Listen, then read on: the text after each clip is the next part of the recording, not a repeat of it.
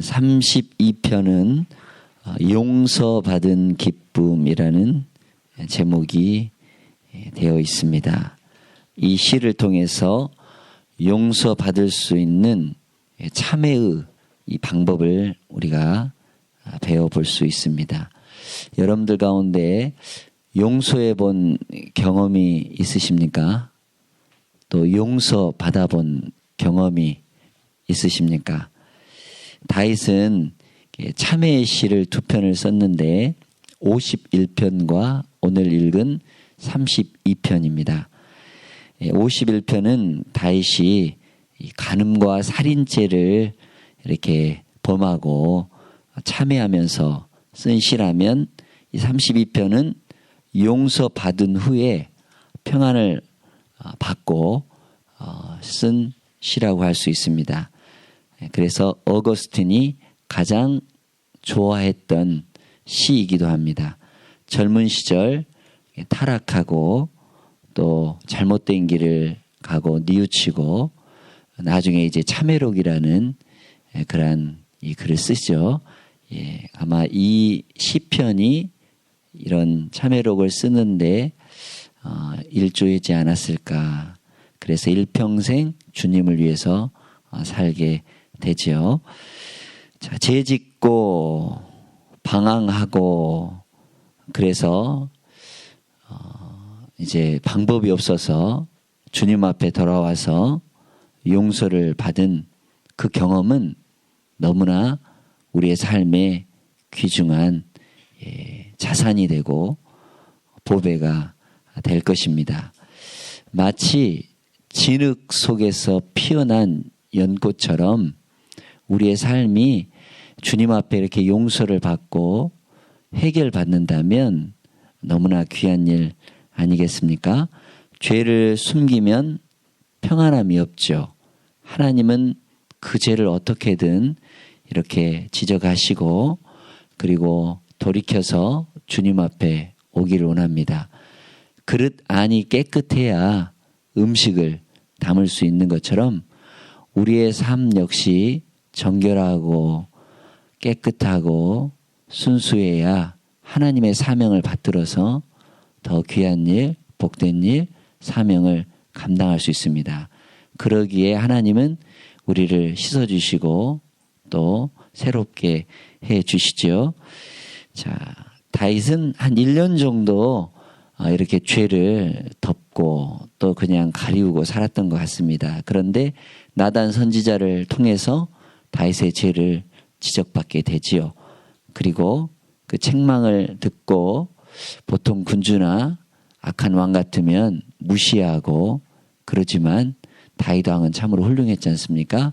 자기의 죄를 철저하게 침상에 눈물이 다 젖을 정도로 그렇게 하나님께 호소하고 참회하고 뉘우쳤기 때문에 하나님은 그를 받아주시고 이렇게 용서해 주신 것을 오늘 시편의 이 말씀을 통해서 우리는 나 역시 작은 죄든 큰 죄든 작은 모래알이든 이렇게 큰 이 집채만한 바이든 물에 가라앉지 않습니까? 죄는 주님 앞에서 용서받아야 되고 또 해결받아야 하는 것이죠. 그래서 진정으로 하나님 앞에 자신의 죄를 솔직하게 내어놓고 회개하면 하나님은 다 받아주십니다. 그래서 다윗은 이 용서받은 후에 성도들이 잘못된 길, 혹 죄의 길을 가지 않도록 보호장치를 해주고 있는 것이 오늘 시편의 32편. 그래서 반면교사를 삼는다라고 우리가 배울 수가 있습니다. 자, 1절부터 우리가 보면 허물, 사함을 받았다. 허물은 과실을 뜻하는 것이죠. 하나님으로부터 이렇게 벗어난, 이탈된 인간의 행동입니다. 그러면 사함을 받았다. 사한다는 것은 치워버린다라는 겁니다. 장애물이 있다. 바리케이트가 있다. 치워야 자동차가 이렇게 갈 수 있는 것 아니겠습니까? 그 다음 죄악 이렇게 나오고 있는데 하나님을 만족시키지 못한 인간의 행동입니다.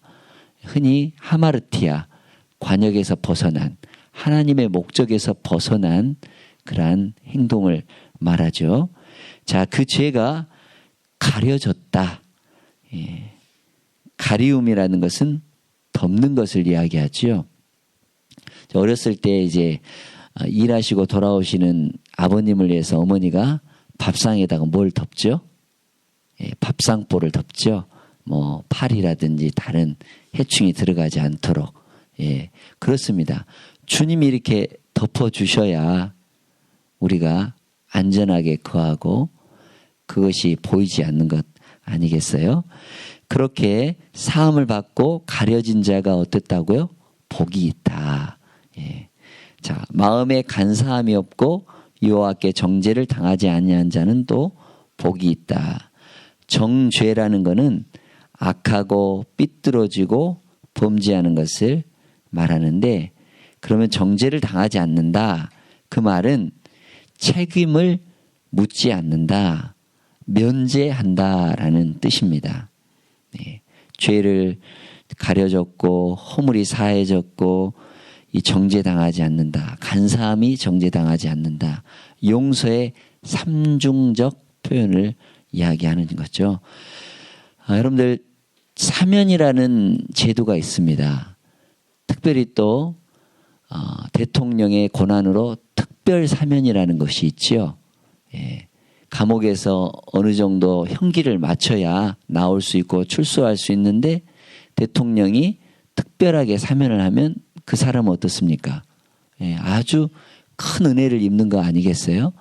예, 그렇습니다. 우리 예수님께서 우리의 죄를 위해 십자가에서 대속해 주시고 우리를 특별 사면해 주시고 그 죄에 대해서 더 이상 묻지 않으시고 완전히 용서해 주신 것입니다.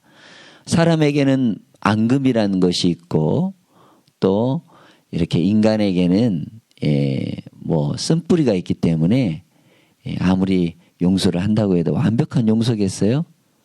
다시 생각나기도 하고 두고 보자고도 하고 그러잖아요. 그런데 우리 예수님은 동이 서에서 먼 것처럼 죄를 완전히 잊어버리시고 생각하지 않으신다. 얼마나 귀한 일입니까?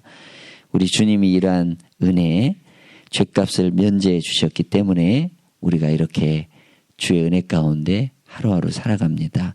로마서 8장 1절 2절에 그 말씀이 나오고 있죠. 또 우리 예배 때마다 그 죄 사함을 선포하고 있죠. 그러므로 이제 그리스도 예수 안에 있는 자에게는 결코 정죄함이 없나니 생명의 성령의 법이 사망의 법에서 너희를 해방하였도다. 예, 얼마나 귀한 일입니까? 하나님 앞에서 죄를 용서받은 사람, 이렇게 솔직하게 고백하고 나오는 사람 하나님이 다 받아주시고 용서해 주시는 것입니다. 우리가 연약하고 또 의지가 약해서 죄를 지었을 때 정직하게 고백하시기를 바랍니다. 우리가 뭐 어렸을 때 읽었던 책 중에 워싱턴이라는 이 아이가 아빠가 아끼는 나무를 이렇게 도끼로 찍어가지고 이렇게 넘어뜨렸지 않습니까? 아버지가 와서 나중에 이거 누가 했냐 했더니 워싱턴이 이렇게 자기가 했다 하면서 정직하게 고백하고 그런 우리 이야기, 정직만이 고백만이 살 길이고 다시 해결받을 귀한 사랑이라는 사실을 우리는 기억합니다. 너희의 죄가 주홍같이 붉을지라도 눈과 같이 희어질 것이고 진홍과 같이 붉을지라도 양털같이 희게 되리라. 이렇게 1절에서 2절은 사죄의 기쁨에 대해서 복이 있다라고 이렇게 끝부분에 두 번 얘기하고 있습니다. 시편 1편은 여호와의 율법을 즐거워하는 자가 복이 있지만 오늘 32편의 이 말씀은 죄가 용서받은 사람이 복이 있다. 이렇게 우리에게 말씀해 주고 있습니다. 3절에서 5절에 보니까 회개치 않을 때에 받은 징계와 회개 후에 받은 용서에 대한 말씀이 이렇게 나오고 있습니다. 자, 회개하지 않고 그 죄가 가득 있고 아직까지 이렇게 양심 속에서 그 죄를 가르쳐 주고 있을 때 어땠습니까? 내가 입을 열지 아니할 때는 뭡니까? 고백하지 않았다는 거죠. 죄를 아직까지. 그런데 그 상태가 어떻습니까? 신음함으로 내 뼈가 새하였도다. 그리고 우리 주님의 손이 꽉 누르니까 진액이 막 빠져가지고 여름 가물과 같이 이렇게 마름이 되었다. 얼마나 주님이 이렇게 심하게 누르셨으면 진액이 이렇게 뭐 땀에 쩔은 것처럼 마치 이렇게 참기름을 압착해가지고 쫙 짜면 기름이 나는 것처럼 주님이 그냥 가만히 두지 않으셨다라는 겁니다. 얼마나 고통스러웠겠어요. 그래서 4절 끝부분에 보니까 셀라 이렇게 여름 가뭄에 마른같이 되었나이다 하면서 셀라 하는 거는 정말 고통이 심했다라는 그 고조를 이렇게 표현해내는 어떤 정말 그 후렴구라고 할 수가 있겠지요. 자, 여러분들 이런 고통을 당해 보신 적 있습니까? 죄를 고백하지 않으면 그럴수록 내 양심의 소리는 더 높아져만 가죠. 고백해라. 또 용서함 받아라. 하나님의 징계에 손을 들어서 계속 짓누르고 있습니다. 어떻습니까? 생명력이 모두 고갈될 정도로 정말 고통 중에 있습니다. 아마 밤잠을 설치고 또 이렇게 잠을 제대로 못 자고 그랬을 것 같아요. 자, 그런데 5절에 이제 드디어 어떻습니까? 내가 이르기를 내 허물을 여호와께 자복하리라. 격한 고통과 또 아픔 속에서 너무나 누르기 때문에 무릎으로 회개를 결심했다라는 겁니다. 그래서 하나님께서 그 죄를 어땠습니까? 죄를 아뢰고 그 죄악을 숨기지 않았더니 곧 죄악을 사해 주셨다. 상처가 나가서 골맞습니다. 그럼 그대로 놔두면 더 썩게 되고 또 심하게 되죠. 얼른 째서 그거를 이렇게 뭐 고름을 짜고 그 다음 상처에 약을 바르고 이렇게 잘 관리를 해야 치료가 되는 것처럼 그렇습니다. 허물과 죄로 이제 있었던 그러한 다윗이 우리 고백하고 회개를 했을 때 용서해 주셨다는 겁니다. 그러면서 곧 주께서 5절에 내 죄악을 사였다 하면서 또 셀라라고 하는데 이것은 아까 4절의 셀라하고는 다르게 기쁨, 용서를 받아서 너무나 기뻐서 외치는 또 한마디의 후렴이라고. 이런 시편의 이런 거를 보면서 그렇잖아요. 너무나 힘들어서 셀라 이렇게 하다가 죄가 용서받고 기뻐서 셀라 하는 그러한 표현이 얼마나 복되고 멋지고 아름답습니까? 이런 거 하나 우리가 놓칠 수가 없겠지요. 6절 말씀 한번 읽어보도록 하겠습니다. 이로 말미암아 모든 경건한 자는 주를 만날 기회를 얻어서 주께 기도할지라 진실로 홍수가 범람할지라도 그에게 미치지 못하리이다. 아멘. 죄를 용서받으면 경건하게 되고 깨끗하게 되죠. 우리가 주님을 만날 수 있는 통로가 있다면 하나님 앞과 대화하는 거죠. 기도하는 겁니다. 하나님은 늘 준비가 되어 있습니다. 만날 준비가 되어 있어요. 여러분들이 기도하면 하나님은 그 기도에 들어주시고 내 작은 신음조차도 하나님은 다 듣고 계신다라는 겁니다. 그래서 주를 만날 기회를 얻어서 주께 기도할지라. 기도하는 인생은 복 있는 인생이지요. 기도하는 인생은 하나님과 만나는 인생이지요. 그러면 그 기도의 자리에 나가면 주님이 왔느냐 그러면서 대화하고 이야기하고 사랑의 교제가 있는 겁니다. 예. 하나님은 기회를 주십니다. 기회 주셨는데도 불구하고 회개하지 않으면 기회를 잃게 되죠.